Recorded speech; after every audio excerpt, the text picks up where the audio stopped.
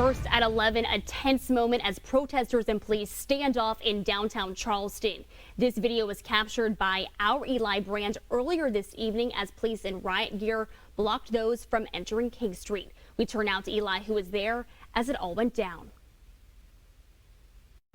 Yeah, Rachel, that protest started right here on Marion Square around 6 o'clock. Now, it didn't stay here for long. Demonstrators tried to move right down King Street right behind me and were stopped by police, so they instead opted to go down Market Street and set up shop a little bit later at the Customs House, where they let it be known that what they were protesting was the police shooting of two black men last week, one in Brooklyn Center, Minnesota, and one in Chicago. And we spoke to a protester tonight after it wrapped up about how he felt the protest went. We just want to see, honestly, justice, and justice for all, as not just for all, but for black people and honestly for Asians too. Now, after they left the Customs House, it did get a little bit chippy between police and protesters. Protesters then tried to get back on King Street and were repelled by police in riot gear. They then got back up, came back here to Marion Square, had a bit of a candlelight vigil for those lost last week, and then dispersed after that. It ended up being pretty peaceful in the end. We are working to find out more information from Charleston police on if there were any injuries, if there were any arrests. We don't have that information right now, but we'll be sure to get it to you as soon as we have it. I will send it back to you, Rachel.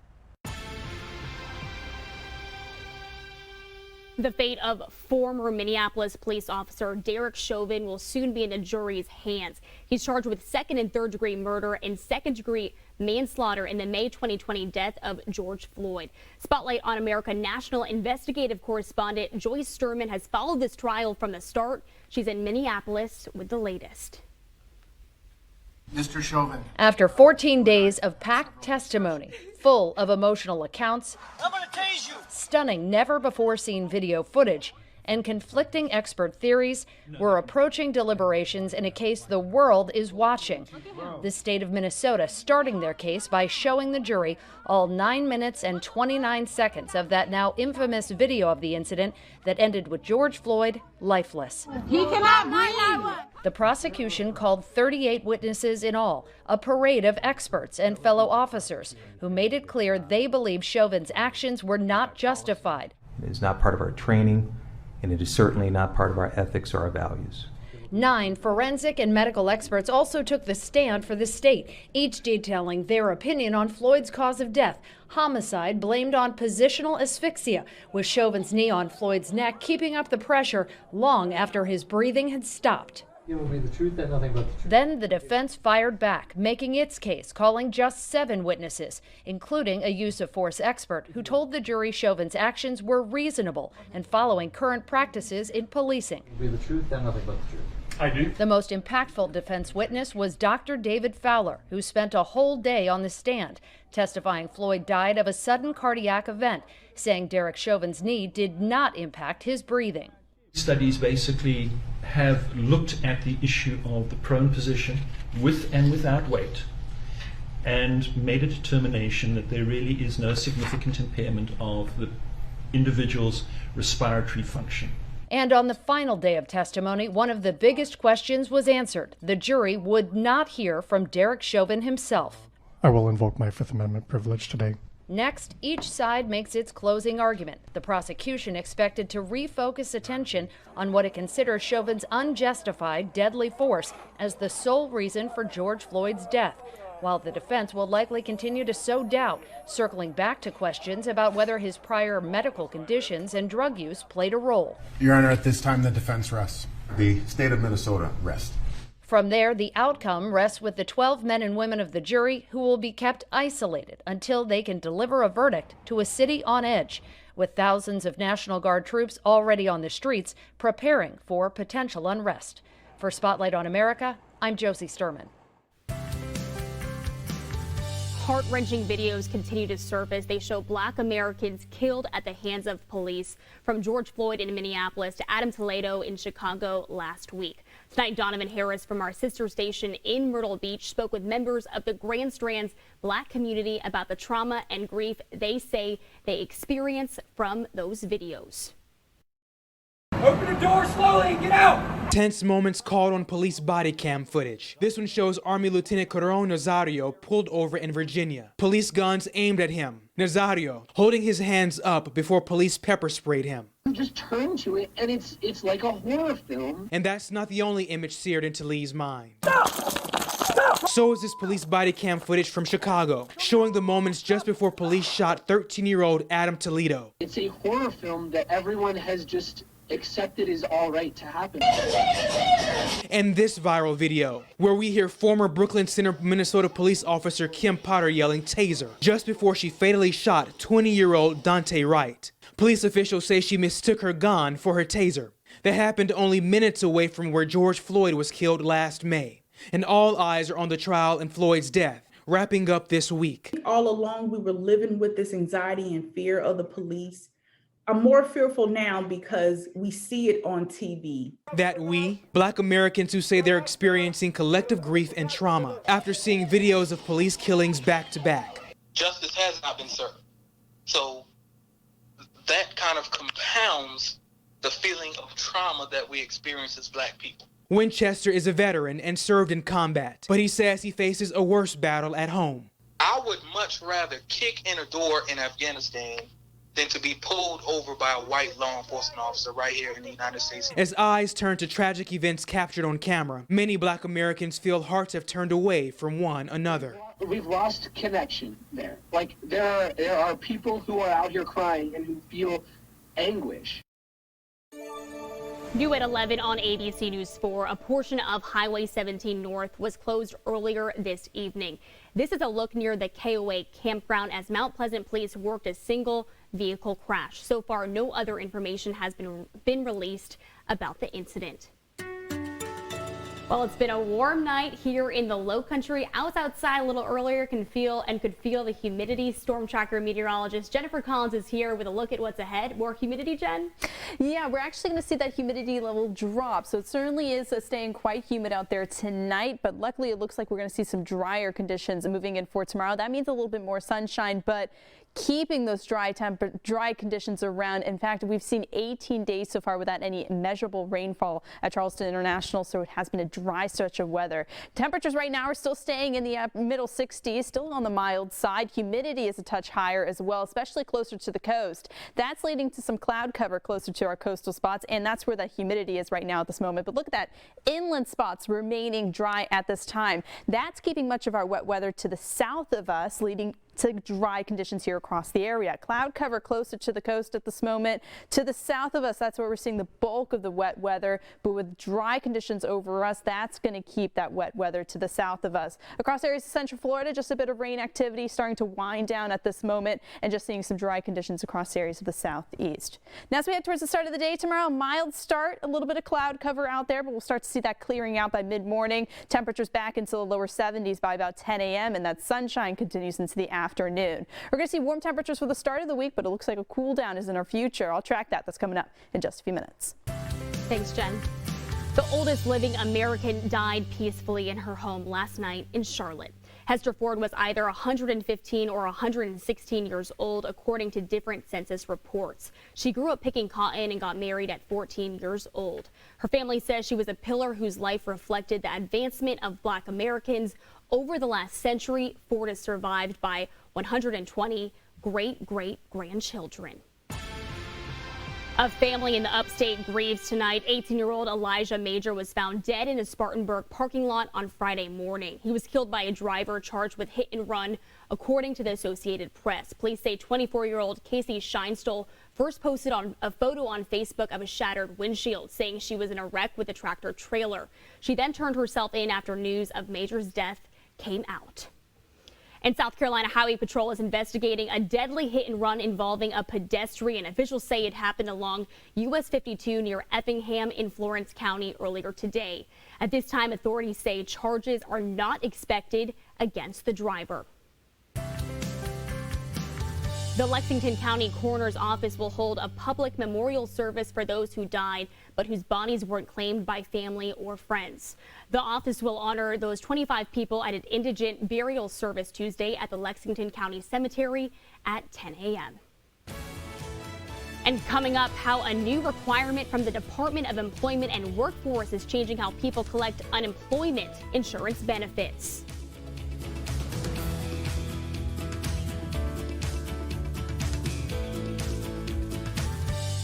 Today, the Department of Employment and Workforce added a new step for those looking to collect unemployment insurance benefits. Our Eli Brand spoke with a local business owner who says this extra step may push people back into the workforce. Well, I think it's definitely going to help. In order to qualify for unemployment insurance benefits in South Carolina, starting today, you have to prove you've searched for at least 2 jobs. The DEW says it hopes this gets people back into the workforce. This, as local businesses and economic experts say raised benefits have made people comfortable at home without working during the pandemic. The stimulus money did a lot of things to help a lot of restaurants, but it also hurt a lot of places, and they just can't get enough help. So I'm glad that they're doing this. Hopefully this will get a few people out more to stir it up. In order to make sure you qualify for your weekly unemployment insurance benefits, you need to log on at least once a week starting every Sunday to dew.sc.gov. Once this page pops up on your screen, you'll see this bubble over here on the far right that says SCWOS. Once you click on that, a screen will come up that will allow you to search for any job in any city in the state. Once you've done that, make sure you log on to your My Benefits portal and verify those searches. Once you've done that, you should be good to go. For Neil, he says high unemployment numbers are keeping businesses like his unable to fully utilize their restaurants. Our patio, we could have more people working for us, but we can't serve enough people because we don't have enough. We have a few open tables and stuff. Neil says he still agrees it could be months before the labor force is back to normal, but businesses like his on King Street are looking for as much help as they can get this summer. No, man, King Street's crazy. King Street, people are, as Helen Hill says with the CVB, people are out and about. They're coming to Charleston. Working for you, Eli Brand, ABC News 4. Current unemployment benefits are boosted by $300 a week by the federal government. Those added benefits aren't slated to expire until the first week of September. And happening tomorrow, Tanger Outlets will host a job fair. It's from 10 a.m. until 2 in the afternoon. Employers are looking to hire immediately for various positions from retail management to sales and even security and maintenance. All applicants are encouraged to come dressed for success and to bring copies of their resume. And the Lowcountry Food Bank is working with the Charleston County Library to deliver fresh food. Just drop by the John L. Dart Library on King Street tomorrow starting at 10 a.m. Each person will be given 15 pounds of fresh food. No registration is required, but products will be on a first come, first serve basis. This is a no contact drive-through event, so items will be placed directly in your car. Work will begin tomorrow morning on Isle of Palms. SCDOT is adding angled parking to Palm Boulevard. It comes after City Council approved the plan 6-1 this past Friday. The parking spaces will be at a 60-degree angle that DOT says would allow more room to back out without hitting pavement. The proposal came last month following months of back and forth between the town and SCDOT. Now on ABC News 4 at 11, we're working for you with a storm tracker update. It's been a gorgeous weekend, nice and warm to end it out, and we're going to keep those warm temperatures around as we start out the week. Dry conditions as well. Everyone needs that rainfall, but we've stayed dry throughout much of the month of April. It's about 18 days without any measurable rainfall. Last time we saw measurable rainfall was on March 31st. So yeah, it certainly has been some time, and we aren't going to see much in the start of the week when it comes to rain activity. We have the stalled front lingering to the south of us. That's keeping much of that moisture to the south of us as well. Now over the next couple of days, as that front lingers south, it's going to keep us dry but also sunny, and then a cold front moves in midweek. That's actually going to bring in cooler temperatures for the end of the week. Not much in the way of shower activity. It isn't until the weekend I start to bring in more of an unsettled pattern back into the picture. Temperatures across the area sitting in the 60s, 66 degrees in Charleston, 70 there in Beaufort, 56 right now in Greenwood. Certainly a mix of temperatures out there at this moment. More mild conditions closer to the coast. That's where we're seeing a little bit more cloud cover, dry conditions inland, looking at clear skies up into the upstate at this moment as well. Now with dry air situated across South Carolina, that's key keeping that rain activity south of us and away from the low country at this moment as well. That stalled front's located to the south of us across central Florida. That's keeping around the shower and storm activity to the south of us as well, and will likely stay dry as we head through the day tomorrow as that low pressure system moves off into the Atlantic and that stalled front remains to the south of us. We're actually going to see very dry conditions moving in as a westerly wind keeps that front offshore. Now, with that westerly wind, that's going to bring in low humidity and increase our fire threat as we head into the afternoon tomorrow. Dry, warm conditions could lead to pretty quick sparks of fire as we head into the afternoon. So with low humidity, you want to make sure you keep that threat a little bit lower as well. By Tuesday, we start to increase that cloud cover just a tad bit as a little bit more moisture swings in. And we keep around a low rain chance, maybe an isolated shower, but still going to keep around that cloud cover. We're going to see a cold front moving into the southeast. That's going to bring in some cooler conditions later on this week. Staying dry across the area over the next 2 days, much of the measurable rainfall remains to the south of us across areas of central and south Florida. Here in the low country in South Carolina, not much in the way of rain activity as we start out the week. Keeping around a small rain chance Tuesday and Wednesday, but keeping things dry through Friday. Again, it isn't until the weekend I start to bring in more rain chances. But warm conditions remain in place for the start of the week. Cool temperatures move in as that front moves in later on this week. Thursday, we're going to see a dry cold front move through. That's when we'll cool down those temperatures later on this week. Look at that, struggling to make it to 70 degrees on Thursday and then back closer seasonable heading into Friday. Fish and game forecast, we'll see poor conditions for much of the day. Fair conditions just before noon with poor conditions in the afternoon. Temperatures right now sitting across the 60s in many areas of the low country. 64 in Walterboro, 68 right now in Mount Pleasant. Futurecast keeps that cloud cover around. Rain offshore for tonight. Temperatures staying mild. Tomorrow morning, that cloud cover begins to clear up. We'll bring in that westerly wind, drying us up into the afternoon, but really warming things up for the afternoon as well. And we'll keep around very dry conditions around as we head into Monday and Tuesday. Low shower chances overnight Tuesday into Wednesday. A little bit more sunshine for the end of the week. Cooler temperatures as well. And then finally bring back those shower chances next weekend. There are 577 new cases of COVID-19 in South Carolina. That's according to DHEC's latest report. The new numbers bring the statewide total to 475,600 total deaths. DHEC also says 14 more people died from the virus. Of those tested, 4.5% tested positive. And the world passed a painful milestone. Over 3 million people have lost their lives to the coronavirus. Here in the U.S., the number of cases and deaths also climbs. But good news today, the CDC says more than half of American adults have received at least one dose of a COVID-19 vaccine. Tomorrow, all restrictions for vaccinations will be lifted for everyone over age 16. ABC's Zoreen Shaw is in Los Angeles with those details.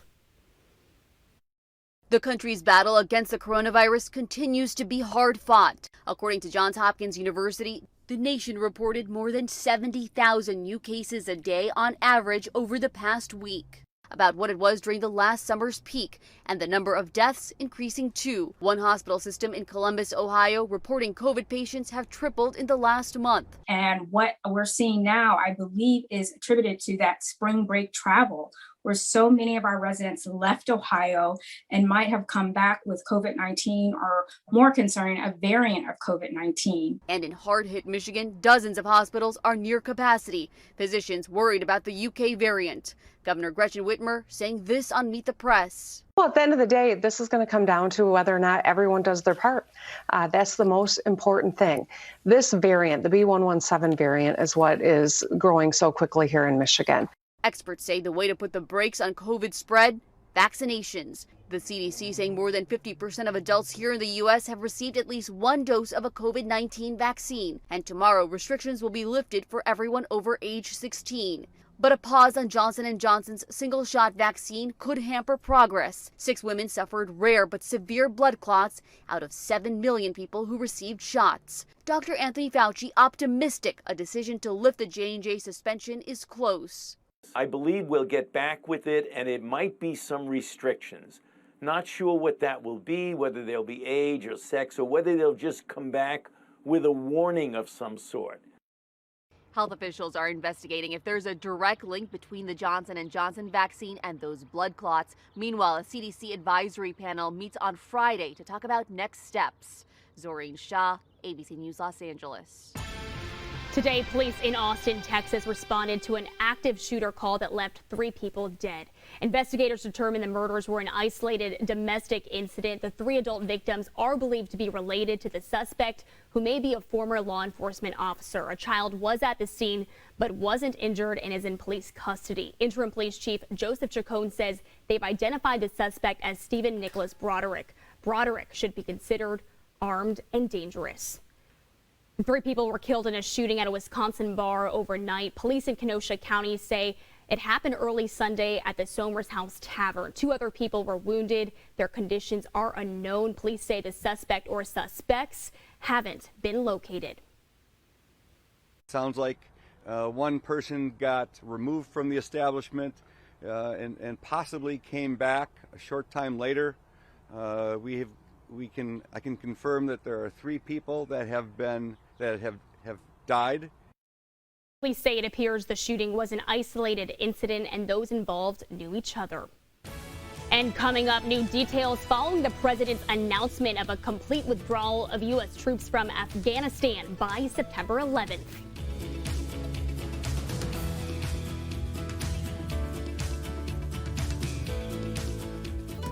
Now to Washington and 2 areas where President Biden is encountering some pushback as he seeks to change course from policies pursued by his predecessors. Sinclair National correspondent James Rosen has that story tonight.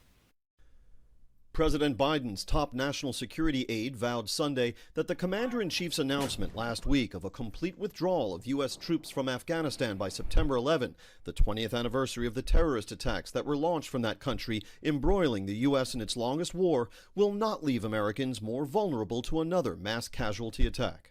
President Biden is not going to take his eye off the ball, and our intelligence community made clear this week in public testimony that we will have months of warning before al-Qaeda or ISIS could have an external plotting capability from Afghanistan. Separately, the administration acknowledged it will not meet its promise from February to quadruple the number of refugees allowed into the United States, which the Trump administration had capped at 15,000 per fiscal year.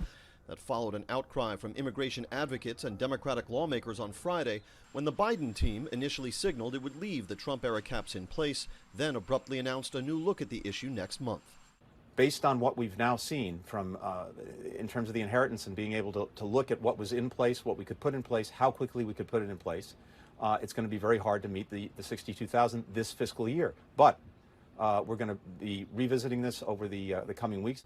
The series of reversals and policy shifts made by the Biden administration on immigration reform this week illustrate the enduring tension between centrists and progressives within the Democratic Party and make it likely that as long as he is president, Mr. Biden will face a ceaseless chorus from his left flank, urging him to do more and go faster. Outside the nation's capital, James Rosen. Coming up, an Arkansas man is living proof that age is nothing but a number. It's a story you don't want to miss.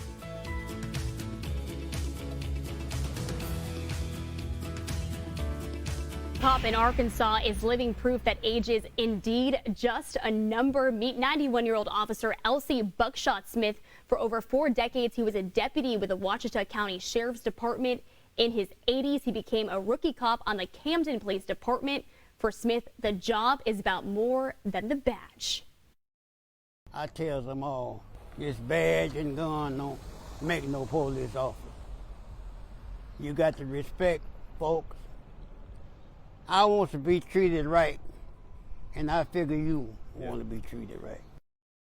For if Smith plans to retire, he says he'll do so when the Lord tells him to. So, Jen, how about one last look at the weather before we go? Yeah, 91 years old. What an age to still be working. Unbelievable. Yeah. We're going to see a nice dry start to the week. Warm temperatures sticking around as well. Small rain chances. It isn't until the weekend that we start to ramp up those shower chances. Look at that. A cold front moves in midweek. That'll drop our temperatures back into the 70s Thursday and Friday. A nice end to the week. Yeah, we need some rain activity. Probably get that next weekend, Rachel. Grab my umbrella. Thanks, Jen. That's all the time we have tonight. Thank you so much for joining us. Brody and Leah will be back here in the morning for Good Morning Charleston. Good night.